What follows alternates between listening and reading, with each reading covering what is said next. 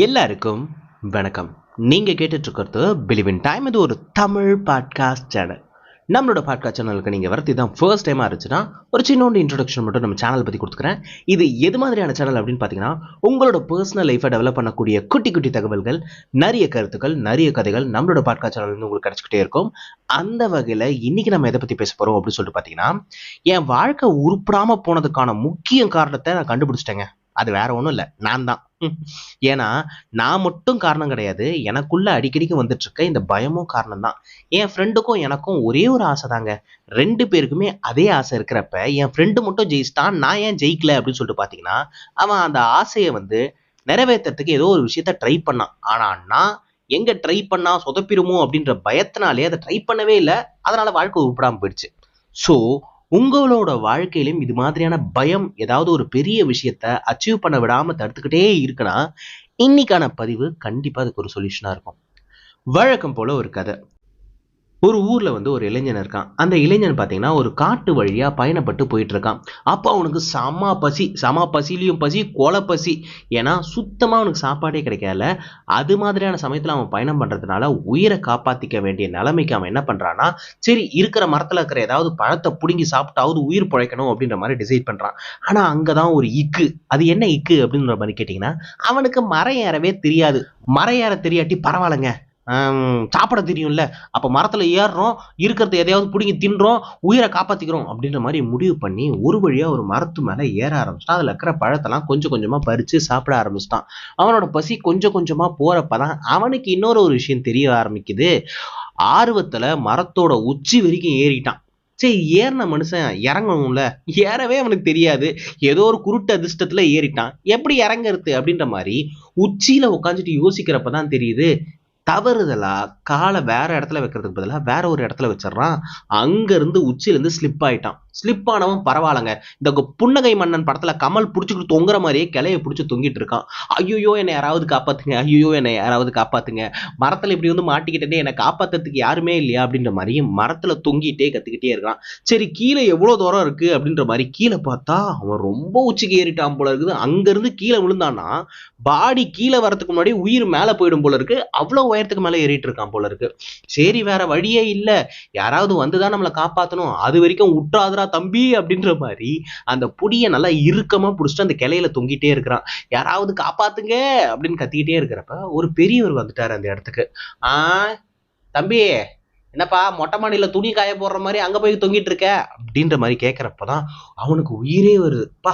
கடைசி நேரத்துல காப்பாத்த வந்த இடத்துல ஒரு கலாய் தேவையா அப்படின்ற மாதிரி அந்த தாத்தாவை பார்த்துட்டு, தாத்தா என்னை எப்படியாவது காப்பாத்து தாத்தா, இப்ப என்ன உன்னை காப்பாத்தணும் அவ்வளவுதானே, இரு வரேன் அப்படின்ற மாதிரி போயிட்டு ஒரு பெரிய சைஸ் கல்லா எடுத்துட்டு வந்து அந்த இளைஞன் மேல தூக்கி அடிக்கிறாரு. யோ தாத்தா, கீழே மட்டும் இறங்கி வந்தா உனக்கு கொண்டு விடுவோம் பாத்துக்க, நானே உயிருக்கு பொழைச்சா போதும் அப்படின்ற மாதிரி தொங்கிட்டு இருக்கேன், என்ன காப்பாத்துவியா, கல்ல கொண்டு அடிச்சிட்டு இருக்க அப்படின்ற மாதிரி கேட்கும். ஓ காப்பாத்த சொன்னியா, இருப்பாத வரேன் அப்படின்ற மாதிரி மறுபடியும் போறாரு. அப்பாடா, இப்பவாவது காப்பாத்துவாரு, எனக்கு அதுவே போதும் அப்படின்னு நினைக்கிறதுக்குள்ள அதை விட ஒரு பெரிய சைஸ் கல்லா எடுத்துன்னு வந்து அடிக்கிறாரு.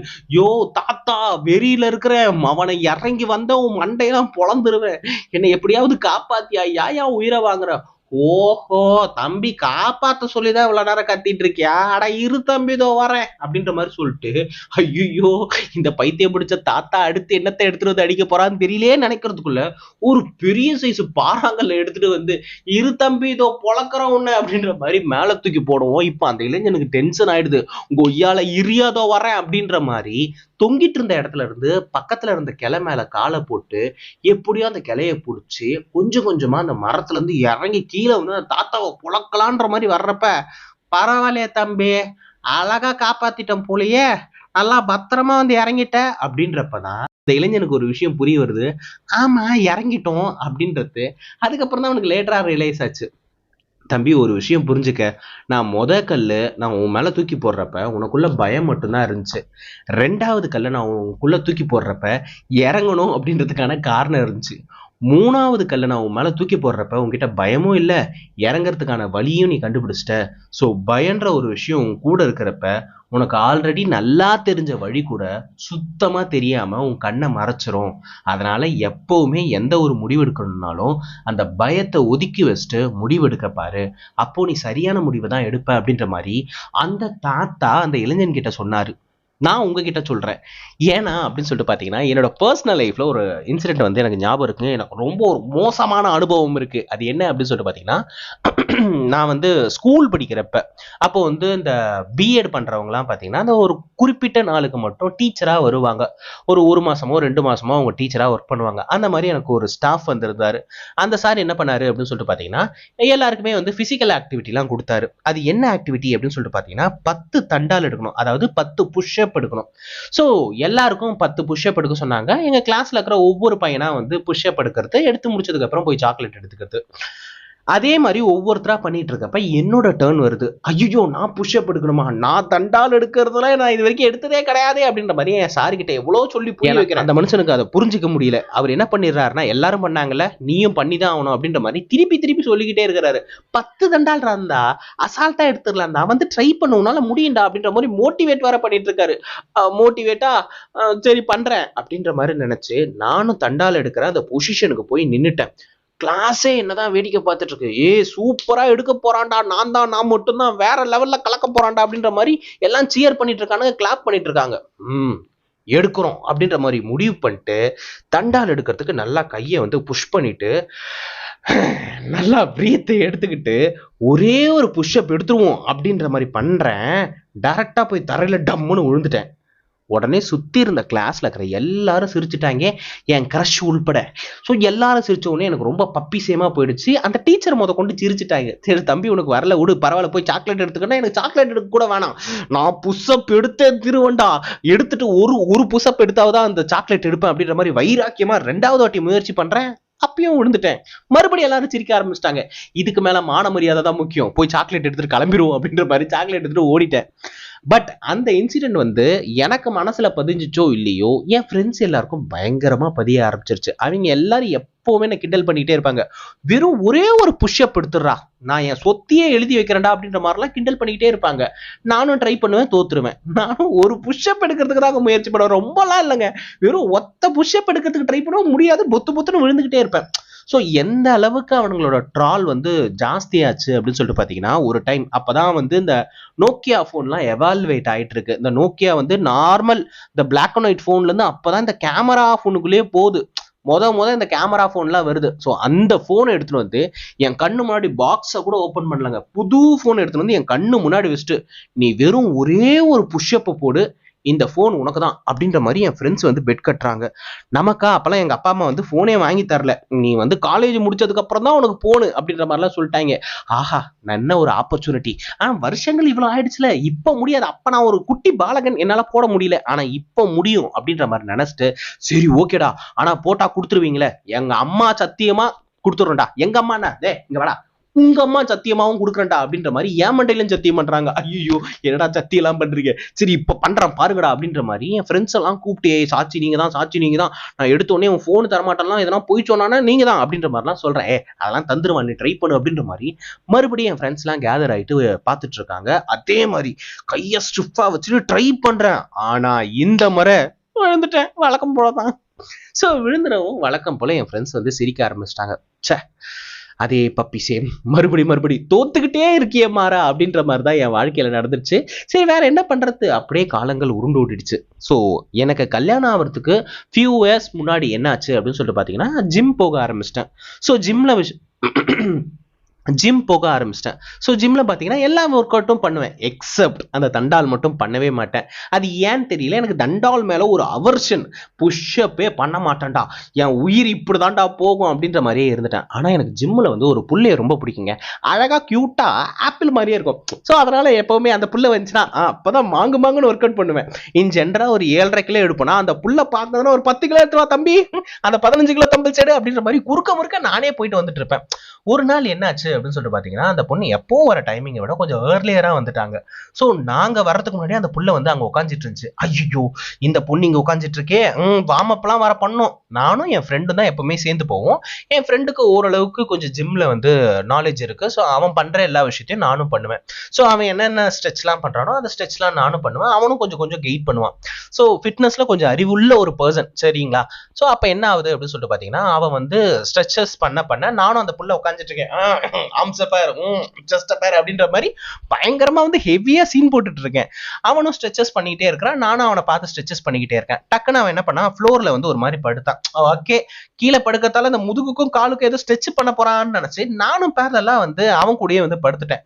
பொசுக்குன்ட்டு புஷ்அப் ஸ்டார்ட் பண்ணிடுவானா? அவன் பாட்டுல புஷ்அப் எடுக்க ஆரம்பிச்சிட்டான். ஐயோ, புஷ்அப் வேற ஸ்டார்ட் பண்ணிட்டானே, இவன் பண்றதுதானே நம்மளும் பண்ணிட்டு இருக்கோம், இப்ப நம்மளும் பண்ணணுமே, இந்த பொண்ணு முன்னாடி மானம் போச்சு போ அப்படின்ற மாதிரி அப்படி நிமிந்து பாக்குறேன். அந்த பொண்ணு என்ன பார்த்துட்டு அப்படின்ற மாதிரி சிரிக்குது. ஐயோ, சிரிச்சு விட்டாலே, இப்ப இந்த சிரிப்புக்காகவாவது நம்ம புஷ்அப் பண்ணணுமே அப்படின்ற காரணத்தினால புஷ்அப் பண்ண ஆரம்பிச்சிட்டேன். ஆனா இந்த முறை புஷ்அப் வந்துருச்சு. புஷ்அப் ப்ராப்பரா எடுத்துட்டேன். நான் அப்படியே புஷ்அப் எடுத்துட்டு என் ஃப்ரெண்ட பாக்குறேன். என் ஃப்ரெண்டு மூஞ்சில பல்ப் எரியுது, என் மூஞ்சில அதை விட பிரகாசமா எரியுது. உடனே சரி ஓகேடா, சூப்பரா, அந்த பொண்ணு முன்னாடி கெத்தா ஒரு 10 எடுப்போம்டா அப்படின்ற மாதிரி டக் டக் டக் டக் டக் கிட்டத்தட்ட 10 புஷ்அப் எடுத்துட்டேன். 10 புஷ்அப் எடுத்துட்டேன்ப்பா. அந்த பொண்ணு நேரத்துக்கு எழிஞ்சு போயிருக்கோம்ல அப்படின்ற மாதிரி புஷ்அப் எடுத்துக்கிட்டே அந்த பொண்ணை பாக்குறேன். அந்த பொண்ணு என்ன பார்த்துருக்கு, ஐயோ குந்தாணி, இன்னைக்குன்னு பார்த்து இவ வேற உயிரை வாங்குறானே, எழுஞ்சாங்கிட்டு போய் தொலையாண்டி, ஏண்டி உட்காந்துட்டு இருக்கேன் அப்படின்ற மாதிரி கொஞ்சம் இரிட்டேட் ஆகுது. இருந்தாலும் அந்த புள்ள பாக்குதுல, அந்த புள்ள முன்னாடி எல்லாம் என்னால விட்டு கொடுக்க முடியாது. ஏன்னா என் ஃப்ரெண்டு வேற காம்படிஷன் கொடுக்கறதுக்கு அவன் கண்டினியூவா போட்டுட்டு இருக்கான். ஐயோ, இவன் வேற இன்னைக்குன்னு மாங்குன்னு பண்றானே, இருடாத வர அப்படின்ற மாதிரி ஒர்க் அவுட் மறுபடியும் கண்டினியூ பண்ணிக்கிட்டே இருக்கிறேன். அந்த ஸ்ட்ரெச் ஓகேங்களா. அடுத்து பாத்தீங்கன்னா கிட்டத்தட்ட ஒரு 20 கிட்ட வந்துட்டேன். அப்பாடா, 20 புஷ்அப் கிட்ட போட்டாச்சுப்பா. நேரத்துக்கு அந்த பொண்ணு எழுஞ்சு போயிருக்கோம் அப்படின்ற மாதிரி புஷ்அப் போட்டுக்கிட்டே நிமிந்து பாக்குறேன். சண்டால சிரிக்கி இன்னைக்குன்னு பார்த்து அங்க உட்காந்துட்டு போன் நோண்டிட்டு என்ன பார்த்து சிரிச்சுக்கிட்டே இருக்காங்க. ஐயோ, இன்னைக்கு எழுஞ்சு போமாட்டா போலே, ராத்திரி வரைக்கும் புஷ்அப் மட்டும்தான் போட போற போல இருக்கு, என் உயிர் இப்படிதான் போடணும் இன்னைக்கு எழுதிருக்கு போல இருக்கு அப்படின்ற மாதிரி கண்ணீர் மழுக என் ஃப்ரெண்ட பாக்குறேன். என் ஃப்ரெண்டு சந்தோஷமா போட்டிருக்கான். போடு மச்சான், உன்னால முடியும் மச்சான் அப்படின்னு. இவன் வேற நேரங்காலம் தெரியாம மோட்டிவேட் பண்ணுவான். நானே பயத்துல என்ன பண்ண போறேன்னு தெரியாம பண்ணிட்டு இருக்கேன் அப்படின்ற மாதிரி நான் பாட்டுல புஷ்அப் பண்ணிக்கிட்டே இருக்கிறேன். ஒரு 30 கிட்ட வந்துட்டு அந்த பொண்ணை பாக்குறேன். ஸ்டில் அந்த பொண்ணு அங்கேயே உட்காந்து சிரிச்சுக்கிட்டே இருக்கு. வேற காட்டிட்டு இருக்கு. அப்படின்னா என்ன சொல்ல வருது, கண்டினியூ பண்ணுங்க அப்படின்ற மாதிரி, டிஸ்ட்ராக்ட் ஆகாதீங்க, கண்டினியூ பண்ணுங்க அப்படின்ற மாதிரி அர்த்தம் போல இருக்கு. கண்டினியூ பண்ணுமா, இருதாய் பண்றேன் அப்படின்ற மாதிரி நான் பாட்டுல கண்டினியூ பண்ணிக்கிட்டே இருக்கிறேன். சோ 30 40 ஆகுது, 40 50 ஆகுது. 50 தாண்டி போயிட்டு இருக்கேன். என் ஃப்ரெண்டு புத்துன்னு விழுந்துட்டான். ஓகே, நம்மால் தோத்துட்டான். இப்பதான் நான் வந்து தைரியமா வந்து பண்ணணும். ஏன்னா அவன் தோத்துட்டான். அதாவது அவன் வந்து ஒரு 50க்கு மேல போறப்ப அவனால முடியல, விட்டான். நம்ம என்ன பண்ணோம், ஒரு கௌரவமா நம்ம ஒரு 55 56 அப்படியே போய் 60ல கொண்டு ரவுண்ட் ஆஃப் பண்ணி நிப்பாட்டிடுறோம் அப்படின்ற மாதிரி பிளான் பண்ணி 51 52 அப்படின்ற அளவுக்கு உதற அளவுக்கு நான் வந்து புஷ்அப் பண்ணிட்டு இருக்கேன். ஒரு ஸ்டேஜ்ல 60 அப்படின்னு சொல்லி புத்துன்னு விழுந்துட்டு என் ஃப்ரெண்டை பாக்குறேன். என் ஃப்ரெண்டு சந்தோஷத்துல திரிக்கிறான். பரவாயில்லடா, 60 பண்ணிட்டேன், இப்ப பாக்குறேன் பாரு ஆளை கம்பீரமா அப்படின்ற மாதிரி படுத்த மாதிரி ஒரு போஸ் கொடுத்துட்டு திரும்பி பாக்குறேன். அந்த பொண்ணை காணும். டேய், எங்கடா இங்க இருந்த பொண்ணு? அந்த பொண்ணு நீ 30 பண்ணிட்டு இருக்கவே போயிடுச்சு. அட பாவி பயல, ஏன்டா அதை அப்பவே சொல்ல மாட்டியா? 60 வரைக்கும் போட்டு கையில உண்டியல் சத்தெல்லாம் கேட்டு நிற்கு, இப்பதான் சொல்லுவியா அப்படின்ற மாதிரி என் ஃப்ரெண்டை கேட்டா. மச்சான், அதை விடுறா, இத்தனை நாள் நீ பயந்துகிட்டே இருந்தல்ல, இன்னைக்கு பாரு, நீ ஒரு புஷ்அப் 2 புஷ்அப் இல்ல மச்சான், 60 புஷ்அப் போட்ட. ஆமா மச்சான், இத்தனை நாள் பயந்துகிட்டே இருப்பேன், இன்னைக்கு அந்த புள்ளைய பார்த்த பரவச நிலையில போட ஆரம்பிச்சிட்டேன் போல இருக்குது, அதான் 60 போட்டேன் அப்படின்ற மாதிரி என் ஃப்ரெண்டு கிட்ட சொல்றப்பதான் எனக்கே ஒரு விஷயம் தெரிய ஆரம்பிச்சிச்சு. நான் இத்தனை நாள் பயத்தோட ஒரு விஷயத்தை அப்ரோச் பண்றப்பதான் என்னால போட முடியல. ஆனா நான் ட்ரை பண்ணியே பார்க்கலன்றது லேட்டரா தான் எனக்கு புரியுது. கிட்டத்தட்ட ஒரு 6 மாசம் ஜிம் போற ஒரு நபரால கண்டிப்பா புஷ்அப் போட்டிருக்க முடியும். ஆனா எனக்குள்ள என்னோட ஸ்கூல்ல நடந்த அந்த இன்சிடென்ட், காலேஜ் படிக்கிறப்ப அந்த மொபைல் போனை வச்சு முடிஞ்சா போட்டு காட்டுறா அப்படின்னு சொன்ன அந்த இன்சிடென்ட், இது எல்லாம் மண்டையில பூந்து உன்னால போடவே முடியாது அப்படின்றத நான் ரொம்ப ஆழமா நம்ப ஆரம்பிச்சிட்டேன். அந்த நம்பிக்கையே என்னை பயமுறுத்த ஆரம்பிச்சிருச்சு. நான் முயற்சியே பண்ணாம பல இடத்துல தோத்து போயிருக்கேன்றது அதுக்கப்புறம் தான் லேட்டரா புரிய வந்துச்சு. எனிஹவ், அந்த புள்ளை எழிஞ்சு போயிருந்தாலும் அந்த புள்ளை என் மனசுல உட்காந்துருச்சு. ஐ மீன், அந்த பயம் எழிஞ்சு போயிட்டு, ஐயோ என்னத்தை சொல்லி மேட்ச் பண்றதுன்னு தெரியலையே, அதாங்க பயம் போயிருச்சுங்க. அதுக்கப்புறம் நான் பண்ண ஆரம்பிச்சிட்டேன். என் வாழ்க்கையில எனக்கு அன்னைக்கு ஒரு நல்ல லெசன் கிடைச்சிச்சு. அது என்ன அப்படின்னு சொல்லிட்டு பாத்தீங்கன்னா, என்னைக்குமே பயத்தோட பயத்தோட ஒரு விஷயத்த பண்ணனா நம்மளால பர்ஃபெக்டா நம்ம நினைக்கிற அவுட்புட்டை வந்து கொடுக்கவே முடியாது. எப்போ நமக்குள்ள இருக்கிற அந்த பயத்தை தூக்கி தூர போட்டுட்டு ஒரு மிதிச்சுட்டு நம்ம வந்து நம்மளோட ஒர்க்கை பண்றோமோ அன்னைக்கு தான் நம்மளோட லைஃப் வேற லெவலுக்கு மாறும். இது என்னோட பர்சனல் எக்ஸாம்பிள் வந்து நான் உங்களுக்கு கொடுத்த விஷயம். முடிஞ்சா உங்களோட பர்சனல் லைஃப்லயும் பாத்தீங்கன்னா இதே மாதிரி ஏதாவது ஒரு விஷயம் உங்களால பண்ணவே முடியாதுன்னு உங்களோட மூளை ரொம்ப ஆழமா நினைச்சிட்டு இருக்கும். ஜஸ்ட் ட்ரை பண்ணி பாருங்க. இத்தனை நாள் நடக்காம இருந்துச்சு, பட் இன்னைக்கு அந்த மிராக்கள் நடக்கலாம். நம்ம ரொம்ப நாள் பயந்துட்டு இருந்த விஷயத்தெல்லாம் எதுலயாவது எழுதி வைங்க. அதை எழுதி வச்சுட்டு அப்பப்போ முயற்சி பண்ணிக்கிட்டே இருங்க. தோல்வி அடங்குறதுலாம் ஒரு பிரச்சனையே கிடையாதுங்க. நான் படாத அசிங்கமா என்னெல்லாம் கிளாஸ் முழுக்க கழுவி ஊத்துனாங்க, நான் அதுக்கே கவலைப்படல. பட் சம்ஹவ் இப்ப என்னால புஷ்அப் எடுக்க முடியுது. அன்னைக்கு ஜஸ்ட் லைக் தட்னு ஒரு 60 புஷ்அப் போட்டேன். இன்னைக்கு வரைக்கும் என்னால 60 புஷ்அப் கண்டினியூஸா போட முடியுது. அதுக்கப்புறம் தான் தெரிய வந்துச்சு, ஓகே நம்மளோட ஸ்டாமினா கிட்டத்தட்ட 60 புஷ்அப் போடுற அளவுக்கு இருக்குது போல அப்படின்ற மாதிரி இருக்கு. ஸ்டில் நான் அதை வந்து 60ல இருந்து ஒரு 100 வரைக்கும் கொண்டு போகணுன்றது என்னோட ஆசை. கொண்டு போவனா இல்லையான்னு ஃபியூச்சர்ல தெரியும். பட் அதே மாதிரி உங்களோட வாழ்க்கையிலும் நீங்க ஒரு விஷயத்த ட்ரை பண்ணீங்கன்னா தான் அதுல சக்சஸ் அப்படின்ற ஒரு விஷயமும் கிடைக்கும். பயந்துகிட்டே இருக்காதீங்க, ஜஸ்ட் ட்ரை பண்ணி பாருங்க. ஐ ஹோப் இன்னைக்கான இந்த பதிவு கண்டிப்பா எல்லாருக்கும் பயனுள்ளதா இருக்கும் நான் நினைக்கிறேன், நம்புறேன்.